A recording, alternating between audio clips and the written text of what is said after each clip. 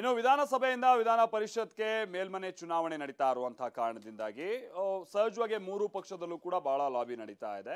ಇನ್ನು ಅತ್ಯಧಿಕ ಹೆಚ್ಚು ವಿಧಾನಸಭೆ ಸದಸ್ಯರನ್ನ ಹೊಂದಿರುವಂತಹ ಕಾಂಗ್ರೆಸ್ಗೆ 7 ಸದಸ್ಯರನ್ನ ಪರಿಷತ್ಗೆ ಕಳಿಸಿಕೊಡುವಂತಹ ಅವಕಾಶ ಇದೆ. ಬಿಜೆಪಿ 3, ಜೆಡಿಎಸ್ಗೆ 1. ಇನ್ನು ನಾಳೆ ನಾಮಪತ್ರ ಸಲ್ಲಿಸೋದಕ್ಕೆ ಅಂತಿಮ ದಿನ ಆಗಿರುವಂತಹ ಕಾರಣಕ್ಕಾಗಿ ಇವತ್ತು ಎರಡೂ ಪಕ್ಷಗಳು ಅಂದ್ರೆ ಕಾಂಗ್ರೆಸ್ ಜೊತೆಗೆ ಬಿಜೆಪಿ ತನ್ನ ಅಭ್ಯರ್ಥಿಗಳನ್ನ ಇವತ್ತು ಪ್ರಕಟಿಸಿದೆ. ಹಾಗಾದ್ರೆ ಯಾವ ಮಾನದಂಡದ ಮೇಲೆ ಎರಡೂ ಕಡೆಯಿಂದ ಅಭ್ಯರ್ಥಿಗಳನ್ನ ಆಯ್ಕೆ ಮಾಡಲಾಗಿದೆ, ಇನ್ಫ್ಯಾಕ್ಟ್ ಯಾರ್ಯಾರು ಆಯ್ಕೆ ಆಗಿದ್ದಾರೆ ಬನ್ನಿ ನೋಡೋಣ.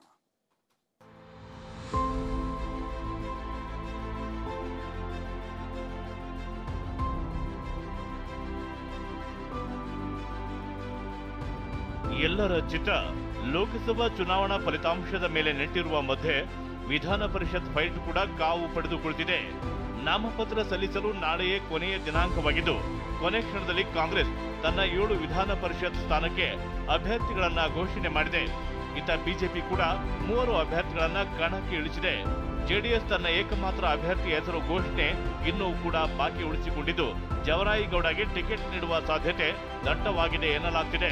ಹಾಗಿದ್ರೆ ಕಾಂಗ್ರೆಸ್ ಯಾರಿಗೆಲ್ಲ ಮಣೆ ಹಾಕಿದೆ, ಬಿಜೆಪಿಯ ಆ 3 ಅಭ್ಯರ್ಥಿಗಳು ಯಾರು ಅಂತ ತೋರಿಸ್ತೀವಿ ನೋಡಿ.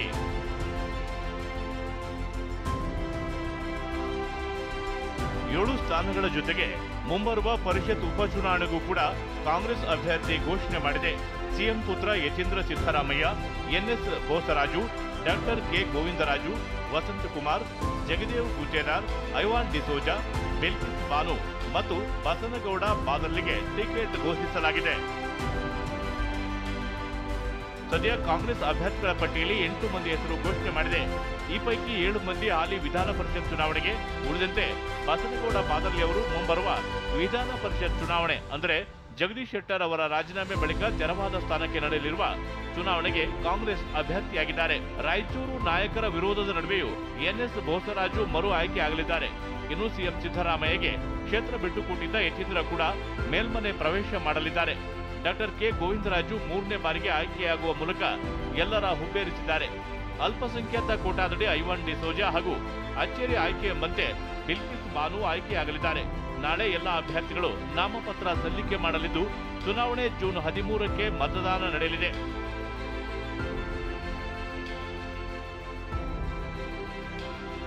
ಹಾಗೆ ನೋಡಿದ್ರೆ ಕಾಂಗ್ರೆಸ್ನಿಂದ ಸಾಮಾನ್ಯವಾಗಿ ಅತಿ ಹಿಂದುಳಿದ ಸಮುದಾಯದವರಿಗೆ ಟಿಕೆಟ್ ಕೊಡಲಾಗ್ತಿತ್ತು. ಆದರೆ ಈ ಬಾರಿ ಲಿಸ್ಟ್ ನಲ್ಲಿ ಅತಿ ಹಿಂದುಳಿದ ಸಮುದಾಯದ ಬದಲಾಗಿ ಪ್ರಬಲರಿಗೆ ಮಣೆ ಹಾಕಿರುವುದು ಕಾರ್ಯಕರ್ತರಿಗೆ ಅಸಮಾಧಾನ ತರಿಸಿದೆ ಅಂತ ಹೇಳಲಾಗ್ತಿದೆ.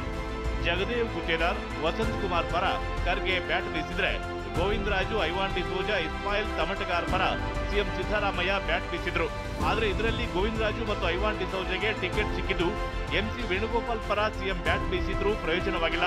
ಇಲ್ಲಿ ಖರ್ಗೆ ಹಠ ಹಿಡಿದು ಜಗದೇವ್ ಗುತ್ತೇದಾರ್ಗೆ ಟಿಕೆಟ್ ಕೊಡಿಸಿದ್ರು ಅಂತ ಇನ್ಸೈಡ್ ಮಾಹಿತಿ ಇದೆ. ಇದರ ಜೊತೆಗೆ ರಾಯಚೂರಿನ 2 ಟಿಕೆಟ್ ಕೊಟ್ಟಿರೋದು ಕಾರ್ಯಕರ್ತರಲ್ಲಿ 2ನೇ ಹಂತದ ನಾಯಕರಲ್ಲಿ ಅಸಮಾಧಾನಕ್ಕೆ ಕಾರಣವಾಗಿದೆ. ಕುರುಬ ಈಡಿಯ ಕ್ಷೇತ್ರೀಯಗೆ ಕಾಂಗ್ರೆಸ್ ಮಣೆ ಹಾಕಿದ್ರು. ಈಗಾಗಲೇ ಕೊಟ್ಟಿರುವ ಸಮುದಾಯಗಳಿಗೆ ಮತ್ತೆ ಟಿಕೆಟ್ ಕೊಡುವ ಬದಲು ಸಣ್ಣ ಸಮುದಾಯಗಳಿಗೆ ಕೊಡಬೇಕು ಅಂತ ಕಾಂಗ್ರೆಸ್ ಕಾರ್ಯಕರ್ತರಿಗೆ ನೋವಾಗಿದೆ. ಬಾಯಲ್ಲಿ ಮಾತ್ರ ಸಾಮಾಜಿಕ ನ್ಯಾಯ, ಟಿಕೆಟ್ಗೆ ಮಾತ್ರ ಉಳ್ಳವರಿಗೆ ಪ್ರಾಶಸ್ತ್ಯ ಎಂಬ ಸ್ಥಿತಿ ಇದೆ ಅಂತ ಕಾರ್ಯಕರ್ತರು ಬೇಸರಗೊಂಡಿದ್ದಾರೆ. ಶೋಷಿತ, ವಂಚಿತ, ಪೀಡಿತ ಸಮುದಾಯಗಳೇ ಕಾಂಗ್ರೆಸ್ನ ಮತ ಬ್ಯಾಂಕ್ ಆಗಿದ್ರು ಹಿರಿಯಣ್ಣನಂತಿರುವ ಸಮುದಾಯಗಳೇ ಪ್ರತಿ ಬಾರಿ ಸಿಂಹಪಾಲು ಪಡೆಯುತ್ತಿದ್ದಾರೆ. ಕಾಂಗ್ರೆಸ್ನ ಸಾಮಾಜಿಕ ನ್ಯಾಯ, ಮೀಸಲಾತಿ ಬಗ್ಗೆ ಪುಂಖಾನುಪುಂಖವಾಗಿ ಭಾಷಣ ಬಿಗಿಯುವುದಕ್ಕೆ ಮಾತ್ರ ಸೀಮಿತವಾಗಿದೆ ಅಂತ ಅಸಮಾಧಾನ ವ್ಯಕ್ತವಾಗಿದೆ. ಗುಲ್ಬರ್ಗ ವಿಭಾಗದ 4 ಮಣೆ ಹಾಕಿರುವುದು ಸಹಜವಾಗಿಯೇ ಇತರರಿಗೆ ಸಿಟ್ಟು ತರಿಸಿದೆ. ಇನ್ನು 2A ಪ್ರವರ್ಗದ 192 ಸಣ್ಣ ಜಾತಿಗಳಿಗೆ ಒಂದೇ ಒಂದು ಸ್ಥಾನ ಕೊಡದಿರುವುದು ಪಕ್ಷದೊಳಗೆ ಅಸಮಾಧಾನಕ್ಕೆ ಕಾರಣವಾಗಬಹುದು. ಇನ್ನೊಂದೆಡೆ ಬಿಜೆಪಿ ಬೆಸ್ತ, ನೇಕಾರ, ಸವಿತಾ ಸಮಾಜದಂತ ದನಿ ಇಲ್ಲದವರಿಗೆ ಮಣೆ ಹಾಕಿದ್ದು ಕೈಪಾಳೆಯದ ಒಳಗೆ ರಾಜಕೀಯ ಚರ್ಚೆಗೆ ಕಾರಣವಾಗಿದೆ.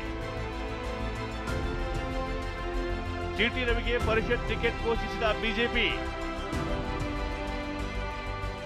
ಇನ್ನು ಬಿಜೆಪಿಯಿಂದ ಮಾಜಿ ಸಚಿವ ಸಿಟಿ ರವಿ, ವಿಧಾನ ಪರಿಷತ್ ವಿಪಕ್ಷ ಮುಖ್ಯ ಸಚೇತಕ ಎನ್ ರವಿಕುಮಾರ್ ಮತ್ತು ಮಾಜಿ ಶಾಸಕ ಮಾರುತಿರಾವ್ ಮುಳೆ ಅಭ್ಯರ್ಥಿಗಳಾಗಿ ಕಣಕ್ಕೆ ಇಳಿಯಲಿದ್ದಾರೆ. ಪ್ರಾದೇಶಿಕವಾರು ಮತ್ತು ಜಾತಿವಾರು ಸಮೀಕರಣದಡಿ ಬಿಜೆಪಿ ಅಭ್ಯರ್ಥಿಗಳನ್ನ ಆಯ್ಕೆ ಮಾಡಿದ್ದು ಒಕ್ಕಲಿಗ, ಗಂಗಮತಸ್ಥ ಮತ್ತು ಮರಾಠ ಸಮುದಾಯಕ್ಕೆ ಆದ್ಯತೆ ನೀಡಿದೆ.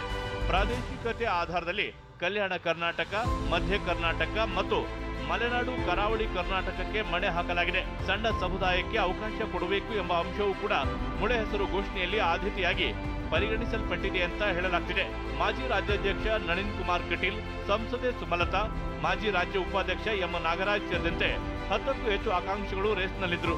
ಆದರೆ ಸಿಟಿ ರವಿಗೆ ಟಿಕೆಟ್ ನೀಡುವ ಮೂಲಕ ವಿಧಾನಸಭೆ ಚುನಾವಣೆಯಲ್ಲಿ ಸೋತವರಿಗೆ ಮಣೆ ಹಾಕುವ ಪರಿಪಾಠವನ್ನ ಲೋಕಸಭೆ ಚುನಾವಣೆ ಬಳಿಕ ವಿಧಾನ ಪರಿಷತ್ ಚುನಾವಣೆಯಲ್ಲೂ ಬಿಜೆಪಿ ಮುಂದುವರಿಸಿದಂತಾಗಿದೆ. Bureau report, TV9.